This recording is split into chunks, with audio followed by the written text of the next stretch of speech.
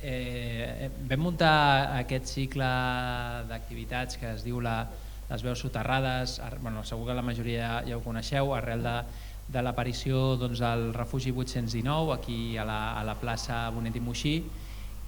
Vam pensar que era important, aprofitem aquest moment per donar contingut també, per poder explicar què eren els refugis, com va ser tota aquesta situació que malauradament es va viure, i per posar en valor també tots aquests elements patrimonials que tenim a molts dels nostres carrers.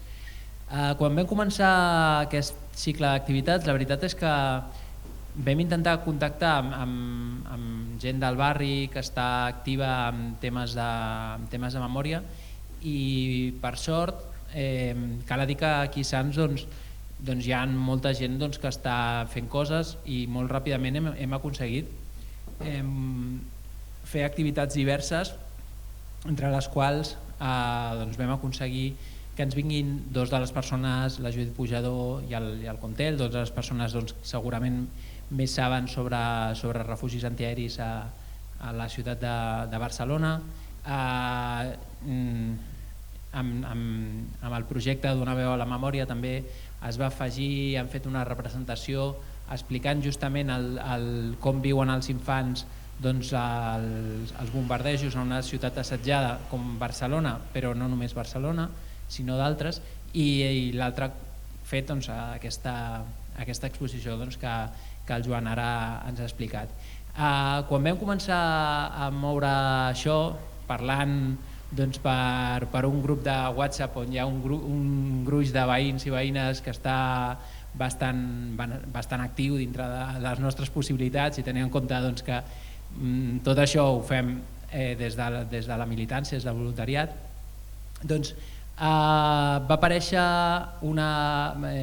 la Dora, que la Dora és una supermilitant de Sants, que la podeu trobar a un munt d'espais diferents, i la Dora què ens va dir? Ostres, tinc un contacte amb qui heu de parlar i que serà molt interessant que pugui formar part d'aquest cicle. Ens va explicar, em va passar el contacte del Rolando, vaig parlar amb ell i la veritat és que estem superagraïts, i jo no avanço res, ja us explicarà, però sí que veient una mica tota la informació que tenia publicada a la seva web vam pensar és ideal, i realment sí que la Dora tenia raó i sí que encaixava molt amb tot això, perquè si bé hem fet una primera part que ha sigut més explicativa de què eren els refugis, qui els va fer i com es van fer, la veritat és que aquests refugis estan en un context, i aquí aquesta és una part. Per això ara jo li deixo la paraula amb ell. En primer lloc, molt agraït per convidar-me, en nom també de l'altra gent de la campanya, i volia començar dient que el que ens acaben d'ensenyar els dibuixos és una mica, és molt emblemàtic i s'enllaça molt amb el tema del refugi.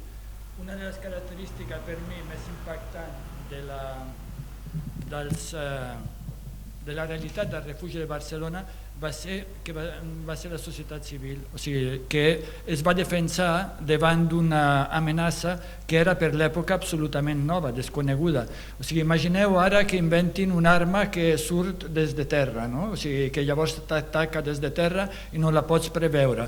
Pues una cosa així li passava, ningú havia estat agredit mai abans des de l'aire, i amb aquella ferotge, amb aquella crueltat. I què fa la societat barcelonina, catalana, també espanyola, però concretament aquí es va treballar molt el tema de l'autodefensa autoorganitzada, als barris la gent es va mobilitzar, s'ho va muntar i van construir refugi, o sigui, es van inventar la manera de reaccionar davant d'una agressió desconeguda, d'un nou perill. I això jo crec que és molt important per entendre com també aspectes d'aquella guerra, que són tan específics i que fan encara més imperdonable i sagnant, diguem-ne, el paper dels agressors. Jo he vingut a parlar, de fet, d'una campanya i us explico una mica el context, o sigui, els subjectes que la protagonitzen aquesta campanya, o sigui, eren gent de diversos moviments socials, bàsicament llibertaris, però no només, i després amb gent de la universitat especialitzats en drets internacional, i la idea era de fer de la memòria no una simple eina de commemoració i de record que és necessari, i també de reconeixement envers les víctimes i tot això, també molt necessari, sinó fer-ne una eina de combat, que sempre ha estat així. De fet, una reflexió que jo com a italià tinc sovint, a Itàlia se li donava molta més importància al tema de la memòria perquè és notori, és sabut, o sigui, qui escriu la memòria, qui escriu la història, doncs prepara el present i prepara el futur, fa hegemonia, no? I per això és tan important no deixar als altres l'escriptura de la història. I aquí, per desgràcia, això va passar a la força, no? I llavors la idea era entrar en aquest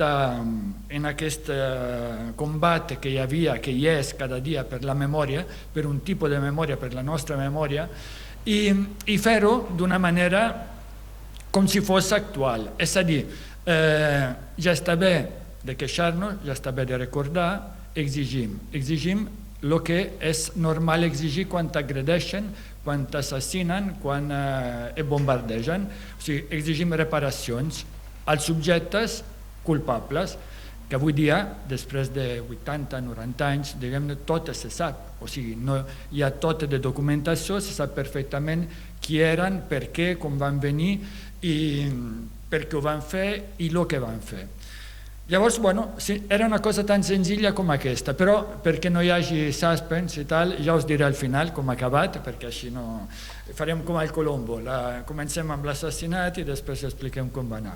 Doncs, la campanya va ser un fracàs. Va ser un fracàs perquè l'aposta, que era la d'involucrar subjectes institucionals, concretament els ajuntaments, va fallar, i ara us explicaré per què, i també entre els moviments socials i la societat civil no van saber despertar l'interès. És a dir, la resposta típica era: ostres, a aquestes alçades em sortiu amb això, demanar reparacions de guerra, i és molt difícil explicar a algú que ha estat educat durant 40 anys de dictadura i 40 anys de postdictadura, en què allò és una pàgina tancada, és una pàgina passada i tal, fer-li entendre que no hi ha res tancat. O sigui, només perquè us feu una idea. Sabeu quan es va tancar el contenciós entre Líbia i Itàlia, que va començar l'any, sempre m'equivoco, però devia ser el 1912 o el 1911, amb la invasió de Líbia per part de les tropes italianes? Doncs es va tancar el 2010. O sigui, es va tancar més d'un segle després, i amb el pagament d'un rescabalament per part d'Itàlia al llavors president, que era el Gaddafi. Després, com són italians, no es va pagar ni res, però en fi, el reconeixement hi era. Diguem-ne, la idea era aquella. Doncs, clar, què passa? Que Catalunya, Espanya, més aviat els pobles de Catalunya i d'Espanya, això us ho explico perquè en aquest llibret, que per cert en queden molt pocs exemplars a la llibreria L'Inexplicable, faig una breu parèntesi publicitària, que és una llibreria del barri molt maca i tal, per tant si voleu anar-hi i tal, i si no ho podeu trobar a la pàgina web, o sigui a la pàgina web nostra podeu consultar tots els articles que hi ha. Doncs, una de les coses interessants que vam descobrir ja en una anterior campanya, que no sé si us sona, que va ser la per als bombardejos de Barcelona, del març concretament, que va protagonitzar un grup d'italians que es deia Altra Memòria. Aquest va ser el primer i únic judici obert a l'estat espanyol sobre la guerra civil. I això també és significatiu, o sigui, primer únic judici, tancat evidentment en fals amb els interessos de tothom, però que realment va suscitar molt poc interès entre la gent. En aquest cas, el del procés penal s'explica perquè realment és molt difícil, en penal ja sabeu que cal acusar persones concretament, i clar, després d'un segle de persones vives n'hi ha més aviat poca. N'hi havia una, o sigui, la van trobar, però ara s'ha mort aquesta també, doncs res. Però vull dir que es va demostrar que era possible, o sigui, era possible ficar una cunya i era possible tornar a obrir aquella pàgina tan tancada. Doncs, bueno, amb aquesta nostra iniciativa preteníem anar una mica més enllà i demanar la responsabilitat a qui la té, és a dir, als estats. Aquí hi va haver-hi, aquí hi ha molt, bueno, no soc un expert en dret internacional, però sí que tenim experts en drets internacionals en el nostre grup, i una cosa que és evident, que el pacte entre Mussolini, Hitler i Franco no era un pacte entre règim, sinó que eren acords entre països. O sigui, eren acords concretament econòmics que, a més, es van portar amb absoluta normalitat. Penseu la normalitat que Itàlia, l'any 1945, Mussolini mor cap avall, d'acord? L'última lletra que va pagar Franco a l'estat italià va ser el 62, que ho tenim comprovat, però és possible que sigui fins al 67. És a dir, durant com a mínim 12-15 anys i tal, l'estat republicà democràtic italià va cobrar del règim franquista totes i cada una de les bombes que havia tirat al damunt de la població civil d'aquest país. I això ho dic perquè encara hi ha gent, a Itàlia sobretot, que quan li dius, escolta, és que aquí hi ha una gent que no ha estat compensada per l'agressió, et diuen, bueno, però és que nosaltres amb el règim feixista ja vam passar pàgina i no teníem cap mena de responsabilitat. Dius, bueno, en el moment que has cobrat sí que tens responsabilitat. Bueno, i a part d'això hi ha una cosa evident que és la continuïtat de la responsabilitat d'estats. Si no seria tan fàcil com dir, bueno, ara m'endeuto, demà canviem el règim, doncs ja no estic endeutat. I no funciona així. Llavors, bueno, aquesta responsabilitat, a més, altra anomalia, tots els països que van ser agredits per Itàlia i Alemanya, el cas d'Alemanya és una mica diferent perquè com va ser, diguem-ne, comissariat, o sigui, van tenir un 155 que molt allò pronunciat després de la guerra, perquè hi havia les potències ocupants que decidien per Alemanya. Itàlia no va perdre mai, diguem-ne, la seva subjectivitat política. Llavors, clar, en el cas d'Itàlia, a la Convenció de París, on es van passar compte, diguem-ne, tots els països que havien estat colonitzats, agredits durant la guerra, des de Rússia, Etiòpia i tal, tots van tenir un rescabalament d'Itàlia. Alguns en territori, alguns en armament, alguns en diners i tal, però tots. L'única excepció, Espanya, l'estat espanyol i, evidentment, Catalunya dins. Clar, què passa? Per què? Perquè ningú va reclamar. I, evidentment, o sigui, el lladre no diu que t'he robat a tu. No. O sigui, el lladre, si no li exigeixen res de responsabilitat, doncs no farà res. I ningú des d'aquí li ha exigit. Llavors, què passa? Diu, bueno, ja està. No, doncs no està. O sigui, és exigible. O sigui, són deutes exigibles sempre. No prescriuen. O sigui, són qüestions internacionals, entre països i tal, que no hi ha fetge de caducitat. Llavors, nosaltres vam dir, si l'estat espanyol evidentment no farà res, la Generalitat ho vam intentar amb la querella i tal, i tampoc va fer res, doncs provem amb els ajuntaments, que com hi ha una sensibilitat més gran i, a més, una proximitat més gran, perquè la nostra idea era no portar-lo per la via penal, sinó per la via civil, i concretament a Itàlia. És a dir, anar a tribunals italians i demanar un rescabalament, amb totes les proves que tenim i tot això, per danys concrets. Per exemple, jo què sé, en infraestructures a Barcelona, tant l'Ajuntament de Barcelona valora que les escoles que han estat destrossades i tal, s'han de reconstruir, i demana això. I és molt possible que trobar jutjats que ho facin, sobretot en lo civil.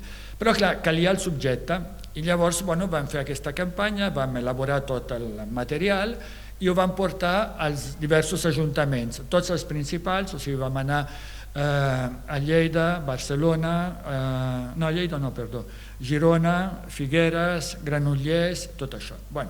A tots, menys el de la Garriga, un aplauso per les companys de la Garriga, que aquests van aconseguir aprovar-la, la moció i tal, però A tots els altres llocs va haver-hi una aliança no tan curiosa per mi, que estic aquí des de fa 35 anys i he viscut en els moviments i les relacions amb les institucions les he viscuda.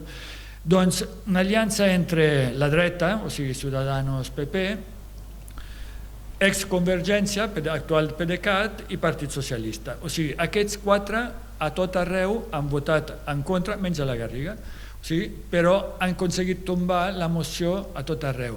Explicacions, cap ni una. O sigui, no hem aconseguit que, fins i tot, ja veureu que aquí hi ha una carta que vam enviar tant al PSC com al PDeCAT demanant explicacions, de dir, bueno, per què, no?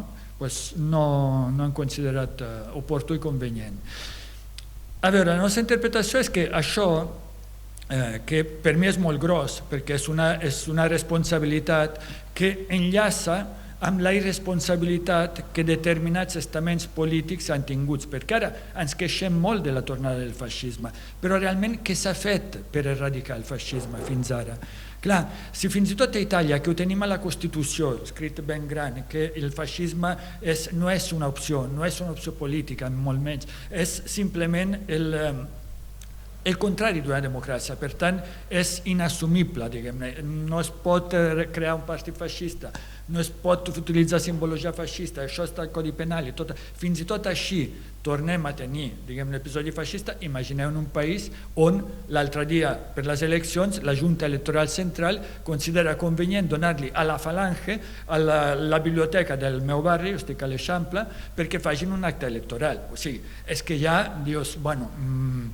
Però, clar, repeteixo, què s'ha fet en tot aquest temps? A part les quatre coses evidents de reconèixer els combatents, diguem-ne, de l'exèrcit republicà, l'estatut de combatents, donar-li una pensió. Per cert, la meva sogra, que era infermera i era militar, tenia un grau, no sé si de tenent i tal, quan li van pagar el que li devien i tal, l'any següent li van cobrar exactament la meitat de lo que li havien pagat en plan d'impuestos. Com era tot de cop, doncs vinga. O sigui, ha estat realment molt patètic. I amb una altra cosa que a mi no em deixa de causar estupor cada vegada que la penso i que la veig.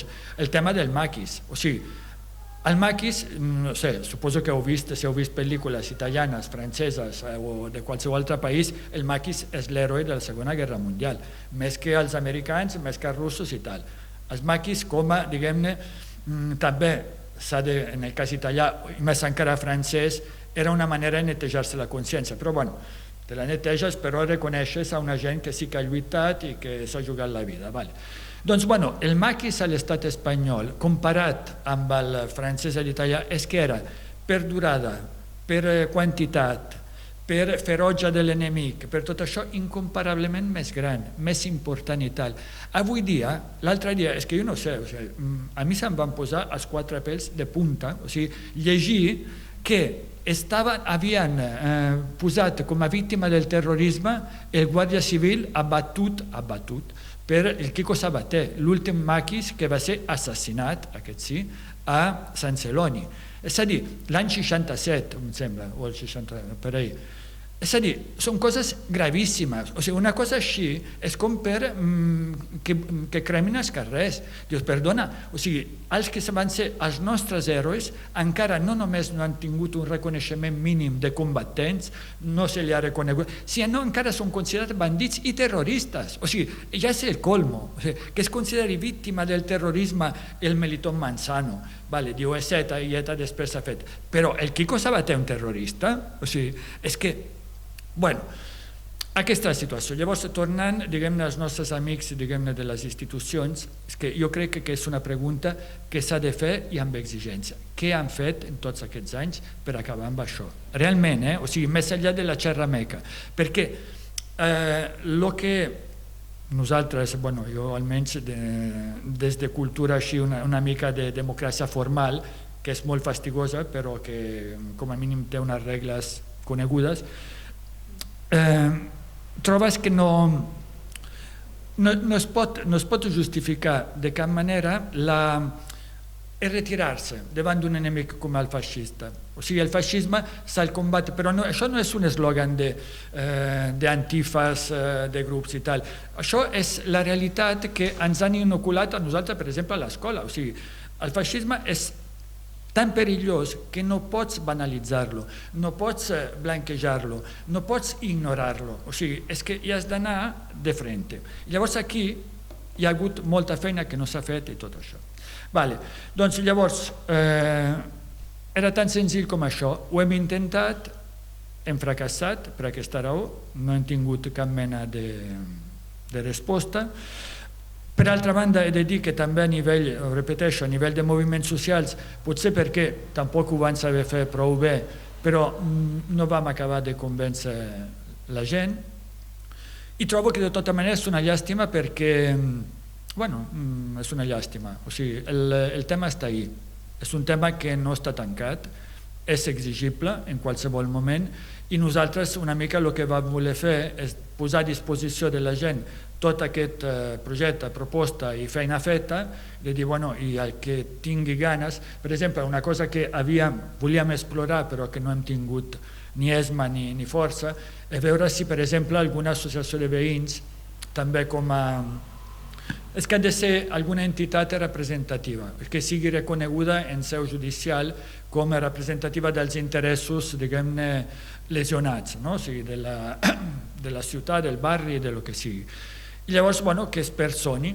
Llavors, amb el suport, fins ara estàvem bé aquí a Barcelona, perquè hi havia el Jaume Asens, que té molta sensibilitat amb el tema de memòria històrica.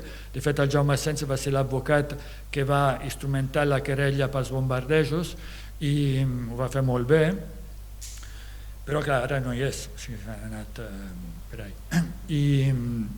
Però bueno, és a dir, és un terreny obert. Per l'altra banda, clar, hi ha tota la qüestió del reconeixement que jo crec que és important, és importantíssim el que s'està fent contínuament. De fet, és que és gràcies únicament a això, al meu entendre, perquè a nivell institucional, segons el meu parer, no s'ha fet absolutament res, o sigui, a part de les quals les lleis de memòria històrica són una presa de pèl, al meu entendre, però en canvi sí que s'ha fet molt a nivell de societat civil.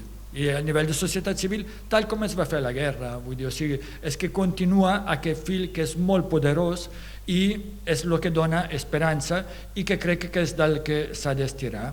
O sigui, i si voleu, ara si voleu fer preguntes sobre punts concrets, perquè una mica la història és aquesta. O sigui. Jo una de les coses com a exemple, igual m'equivoco, dic una mica així, però quan comentaves, per exemple, el tema de les continuïtats dels estats, no? que això que ens venen de no, és que hem passat fulla perquè Itàlia ja no és un país feixista i tal. Un dels exemples que penso que és més clar és plantejar a la gent que de vegades passen coses i no en som conscients que van relacionades amb alguns d'aquests temes. No? Doncs, per exemple, per què els cotxes de la SEAT són tot models de Fiat? Doncs perquè això és un acord previ. O sigui, entre aquestes compensacions de guerra que es van pagar en el seu moment i que es van seguir pagant és el fet de comprar les patents dels cotxes de Fiat. Per això qualsevol cotxe de Fiat al seu moment tenia un doble a SEAT. No? Que per cert, ho sabeu, no? Que els italians volien posar a Barcelona, diguem-ne, una fàbrica, perquè a Itàlia als anys 60 hi havia molta conflictivitat laboral. Llavors el de les deslocalitzacions ja havia començat. Llavors volien posar fàbrica a Barcelona. Franco no volia de cap manera, perquè Barcelona era territori conquistado i castigado, o sigui, sobre els danys de guerra provocats pel franquisme hi hauria molt a dir també.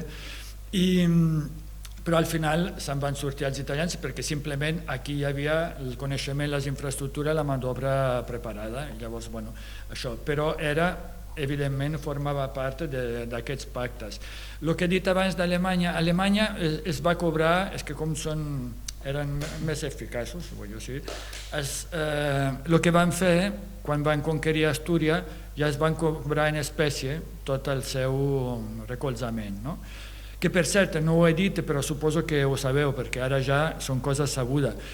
Franco, sense recolzament d'Itàlia i d'Alemanya, no hagués guanyat la guerra. O sigui, és tan senzill com això. Per tant, aquells que diuen no, era una guerra entre bàndols, entre germans i tal, no. Era una guerra europea amb la participació de països europeus entre el feixisme i una democràcia que va estar abandonada per totes les altres. Aquesta jo crec que és la lectura històrica, honesta i mínimament objectiva.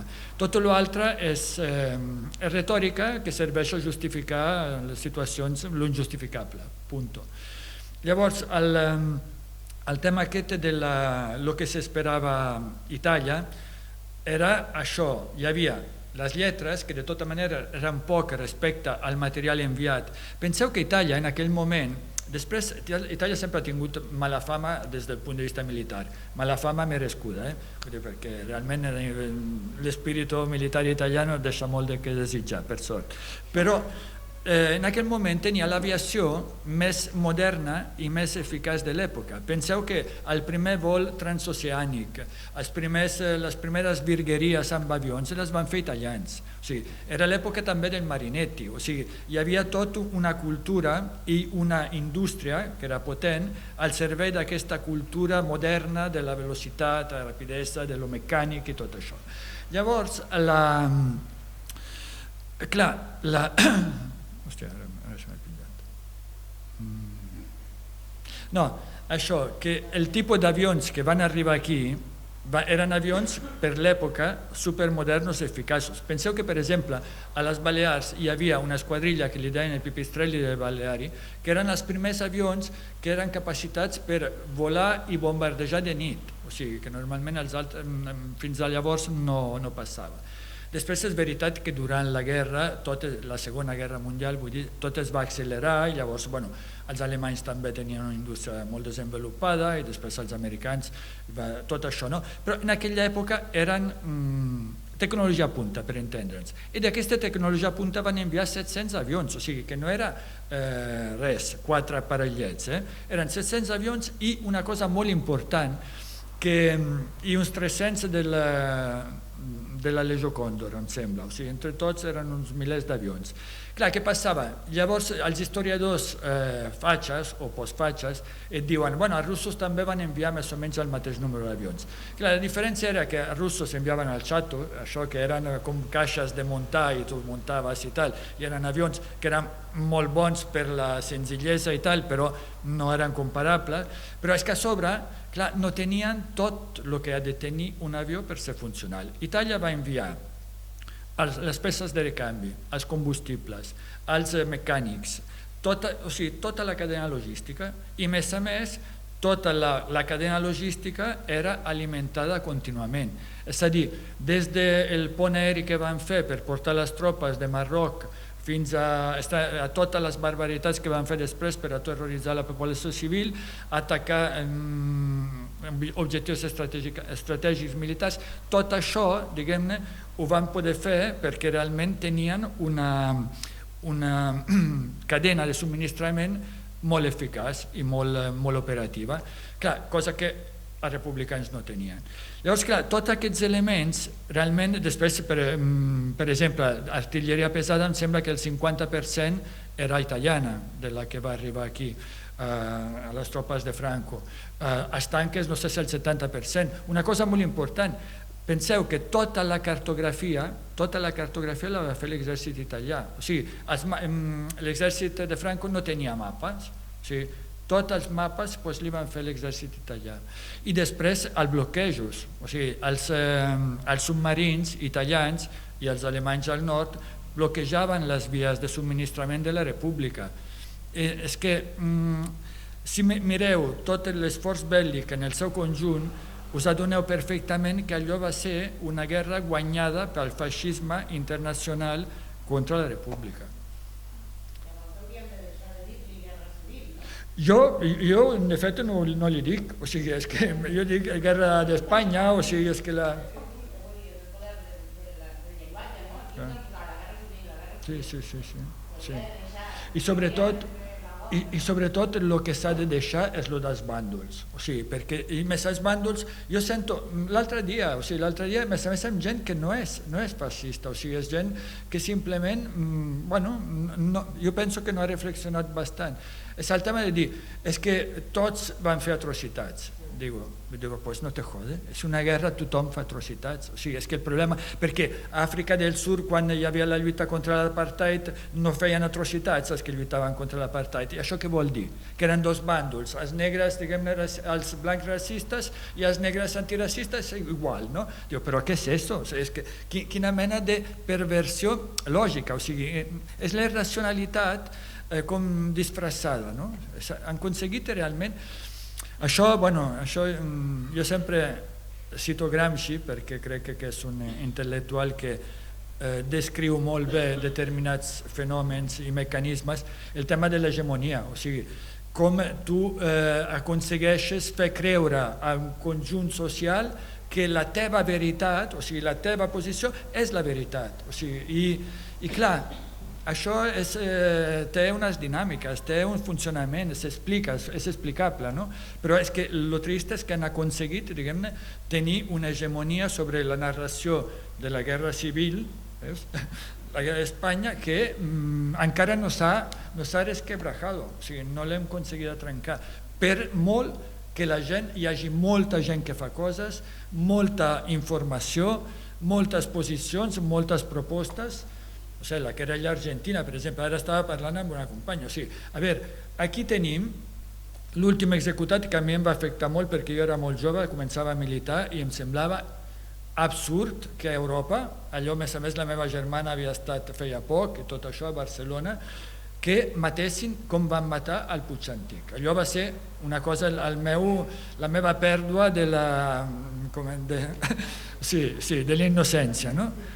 I llavors, clar, o sigui, després de dècada t'adones que el senyor que el va fer matar, o sigui, encara està al col·legi d'advocat, allò escrit tranquil·lament, fins l'altre dia donava classe, ara no dona perquè està jubilat, o sigui, i és un senyor que es passeja tan panxo, tot i tenir un ordre de detenció internacional perquè Argentina té una causa per crim de lesa humanitat. Doncs, i això, aquesta normalitat en què vivim aquestes coses, és que fa feredat, perquè dius, clar, si han estat capaços d'això, o sigui, de fer el que van fer, mantenir-se i garantir-se ara, actualment, la impunitat, tot fent un discurs supercriminalitzador envers l'altre, perquè, clar, dius, no, han dit, mira, l'ODETA i tal ja s'ha acabat, tanquem, passem pàgina, amnistiem tots i oblidem-nos. No, o sigui, l'ODETA, fins a l'últim sospir han de pagar. O sigui, els presos polítics catalans i tal han de demanar perdó. O sigui, continua la postura despiadada, inquisitorial del poder, de la dominació, i al mateix temps aquesta arrogància de la impunitat més absoluta. Repeteixo, fa feredat, i crec que és potser una de les coses que és més difícil d'entendre per a algú de fora. Per això moltes vegades aquí us queixeu amb raó, diu, a fora no ens entenen. No, perquè hi ha coses que realment és difícil d'entendre. O sigui, és que jo que porto molts anys aquí ja em costa, no? Clar, vosaltres us ha tocat néixer aquí, no? I per tant, us heu acostumat, les veieu i tal, però potser no trobeu les paraules per explicar-les a algú que no ho ha viscut. I la veritat és que costa molt, O sigui, jo quan intento explicar-li a gent italiana de la meva quinta i, a més, en la meva cultura política, de la meva posició política, doncs em trobo molta incomprensió, però és per simple, no sé, ho veuen com coses molt estranyes, o sigui, molt estranyes, que no tenen una explicació, no? O sigui, és que... Perquè, clar, l'única explicació és que aquí el feixisme no s'ha acabat. No s'ha acabat, ha tingut... De fet, moltes vegades m'hauria agradat fer un relat o una cosa així, tipus distòpia, pensant que el Mussolini hagués guanyat la guerra, no? O sigui, a veure què hagués passat. Doncs, suposo que Itàlia seria una mica com ara aquí. O sigui, tindríem rei encara, però això ja el teníem, vull dir, tampoc haurien hagut de canviar, I totes aquestes cosetes, no? Hi hauria el tribunal, ja no es diria Tribunal d'Ordre Públic, es diria Audiència Nazionale i coses així, no?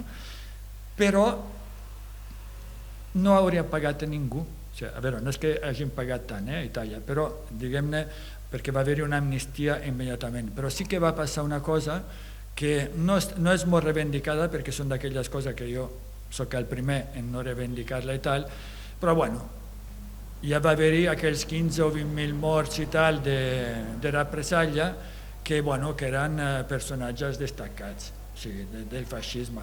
Llavors dius, clar, això no està bé agafar la justícia per la teva mà, etc, però bueno, també és un toque d'atenció, saps, de cara a gent que s'ha cregut que seria impune per tota la vida, no? I clar, i això aquí no ha passat, o sigui, és que aquí no.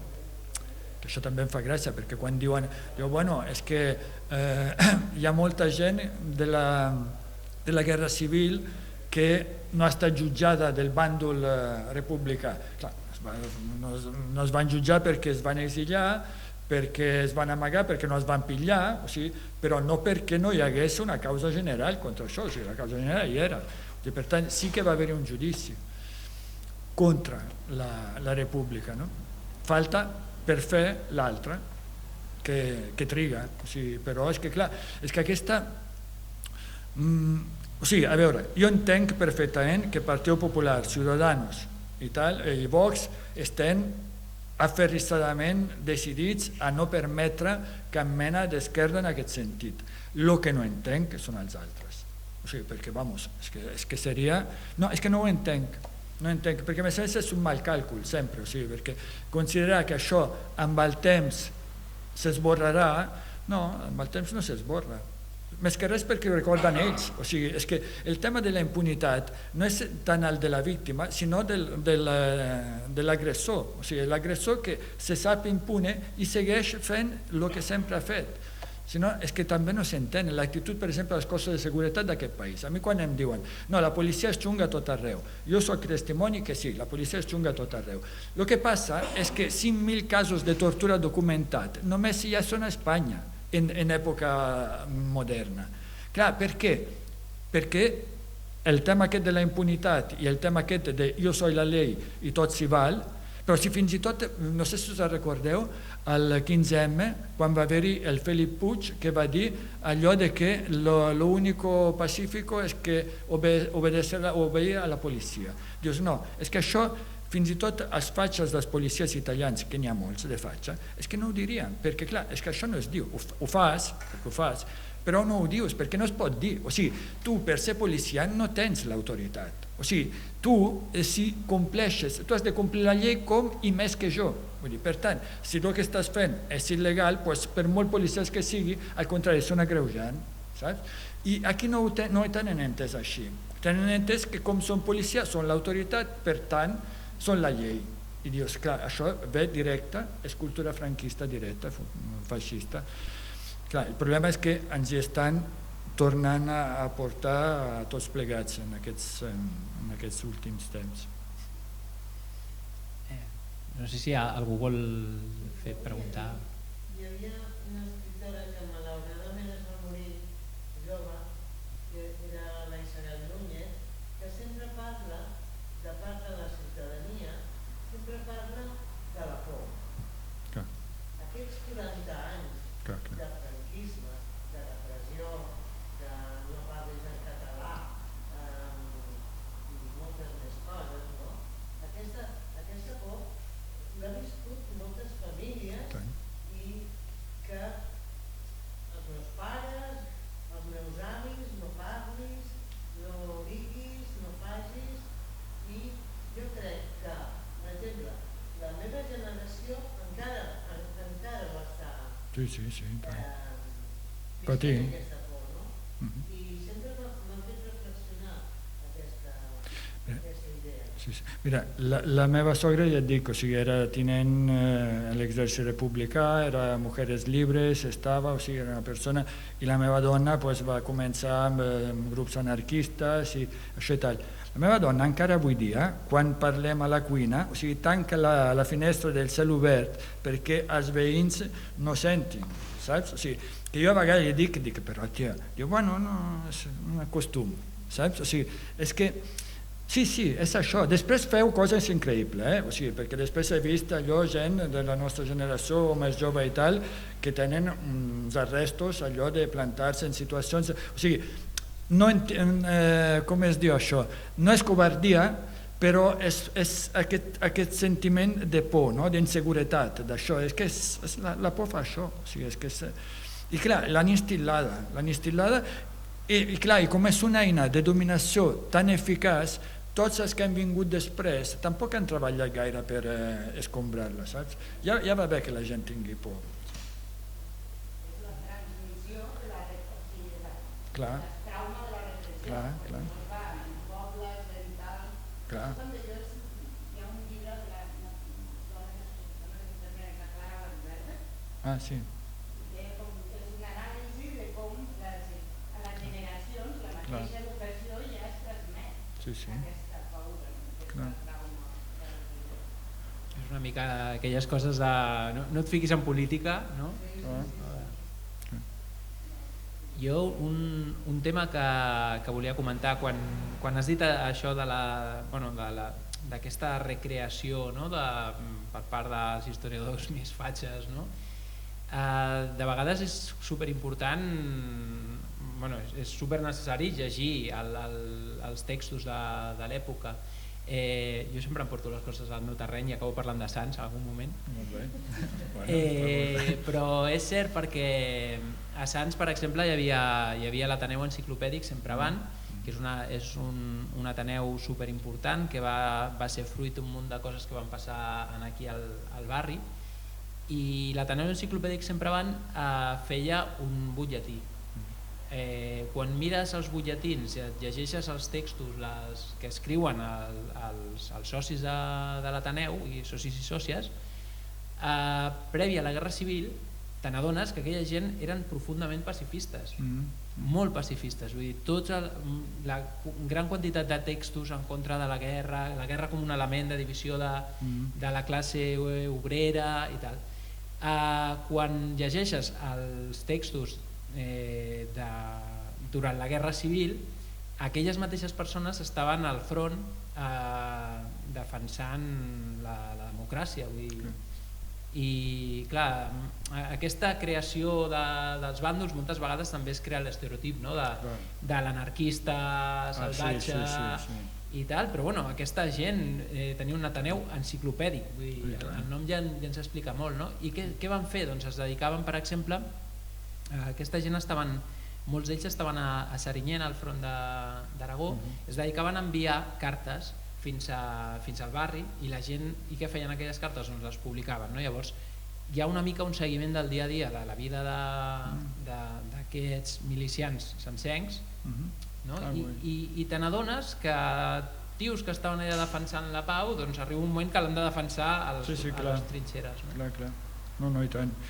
Que això també és interessant, o sigui, perquè dintre la memòria de la guerra s'oblida, per exemple, la qüestió de classe molt sovint, no? O sigui, és que si Mussolini tenia tan clar que Barcelona era un objectiu, és que en gran part era perquè Barcelona era la Rosa de Foc. Per tant, era una ciutat, era un mal exemple, diguem-ne, o al contrari, era l'exemple de lo que a Itàlia ells havien aconseguit derrotar, perquè, no sé si ho sabeu, però a Itàlia el feixisme va pujar l'any 22 i després d'un bienni que li diuen el bienni roig, en què totes les grans fàbriques del nord van ser ocupades i va haver-hi molta, diguem-ne, una situació preinsurreccional. El Partit Comunista també es va fundar en aquella època, era molt fort, els socialistes hi havia els revolucionaris, és a dir, era una situació socialment molt... Per això va sorgir el feixisme a Itàlia,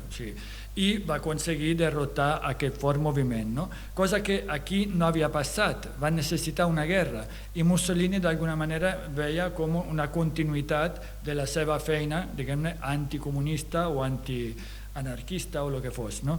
A Itàlia els anarquistes eren més aviat pocs i poc significatius, però entraven dentro del bloc de los rojos i per tant exterminables. Doncs Sí, és que el tema aquest també de la qüestió de la pau, bueno, hi havia aquella paraula del Bertolt Brecht, no? Quan deia, és que nosaltres volíem ser compassius i no van deixar-nos altra opció que la guerra, no? Una cosa així. És que hi ha gent que fa la guerra perquè li agrada i perquè vol dominar, i hi ha gent que la fa per defensa.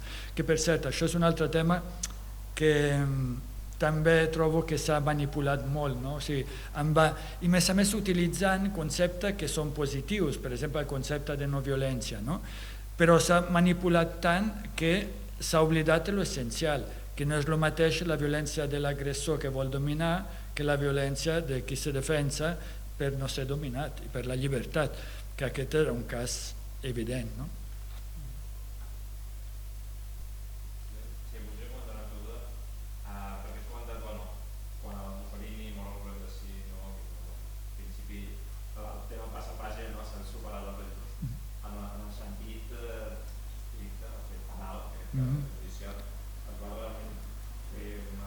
No.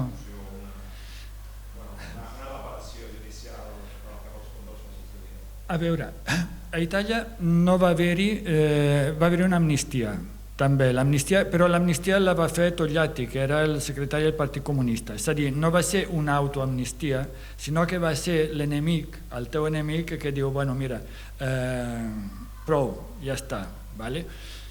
Això va ser molt criticat, el Togliatti i tal, però en tot cas, diguem-ne, no és comparable, perquè aquí hi ha el Juliana, que és un personatge que també heu de patir uns personatges pobres que realment en feu. El Juliana és aquell de l'avantguàrdia, que un dia va escriure, o sigui, per justificar el fet de l'amnistia aquí, del postfranquisme i la llei de punto final pràcticament, deia això, que Itàlia també havia tingut la seva llei d'amnistia. Doncs això, la diferència fonamental era aquesta, o sigui, que allà la llei d'amnistia venia donada per al teu enemic que t'havia guanyat. O sigui, aquí i no amnistiava els delictes teus, perquè de fet va haver-hi molta gent d'aquests que van liquidar els 10 o 15.000 feixistes i tal, que durant dècades han estat perseguits. O sigui, i fins i tot hi havia gent del Partit Comunista recolzada a presó en cadena perpètua pel partit i tal, que mantenia la família i tot això, però la gent anava a presó. És a dir, és un cas completament diferent, o sigui, no té res a veure. Aquí és una llei de punto final, allà va ser una amnistia, i va ser una amnistia per molts equivocada, perquè a més es van amnistiar crims de guerra autèntics. Per exemple, hi havia el Ruata em sembla que va venir aquí també, sí, però després hi havia Graziani, o sigui, gent que havien utilitzat gasos contra la població civil a Àfrica, havien penjat nens, o sigui, havien fet les pitjors coses al bany i tal, tot documentat, i aquesta gent no ha tingut cap mena de persecució. Després hi ha uns altres que sí que aquests se'ls van pelar i tot això, però diguem-ne en plan extrajudicial. El tema de l'amnistia Togliatti, més enllà que es va vendre com això un gest de clemència i tot, que pots estar d'acord, no? Però el problema és el que va abonar que, per exemple, els aparells policials i judicials van quedar farcits de feixistes. Sí. Tot i que he de dir que el sistema feixista a Itàlia no era comparable del tot al franquisme. M'explico. El feixisme italià era un fenomen sociològicament complex i també políticament en determinades coses. Llavors, a més a més, allò hi afegeixes el caràcter italià, hi afegeixes la complexitat de la classe dominant italiana, que és molt variada i a vegades amb interessos contradictoris, i allà veus que el tema del pacte sempre ha travessat totes les ideologies i així. Per tant, no era una cosa tan plumbea, tan com podia ser un sistema franquista. A més, no havia sortit d'una guerra, havia sortit d'eleccions, tot i que d'aquella manera. Una cosa també interessant, diguem-ne, del feixisme italià a analitzar és que, per exemple, el Mussolini venia de la cultura socialista, o sigui, per tant, no només tenia fraseologia socialista, sinó que tenia una capacitat de no sé, si llegiu la Constitució de la República de Salò, on hi havia els feixistes recalcitrants i tal, ostres, Dius, hòstia, vaya revolució anticapitalista i super... perquè realment, diguem-ne, la verborrea, la retòrica hi era tota. Clar, res comparable amb això del catolicisme aquest tancat del Franco. Després hi havia moviments com, per exemple, el futurisme, jo què sé, però és el mateix d'Annunzio. És a dir, hi havia una cosa que va dir una vegada un historiador italià que va haver-hi molta polèmica a final dels anys 70, el primer macrojudici contra les Brigades Roges. O sigui, van fer un macrojudici amb centenars de persones i tal.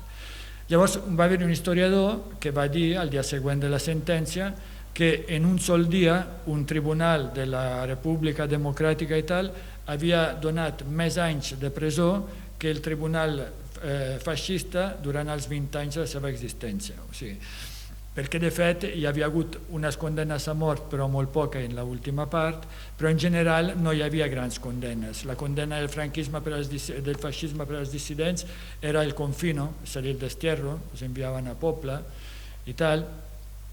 És a dir, és poc comparable. Per tant, això feia que també, diguem-ne, a part l'enverinament de la guerra, que llavors sí que va haver-hi, diguem-ne, molta atrocitat, i el dels 2 o 3 primers anys, va ser un règim que va jugar molt amb la capacitat de fer hegemonia i no pel terror. O sigui que, clar, el cas franquista és un règim de terror. O sigui, no... Potser el de Hitler a Alemanya també va una mica més en aquest sentit. Però Mussolini i el feixisme italià era més mandolina, com li deien.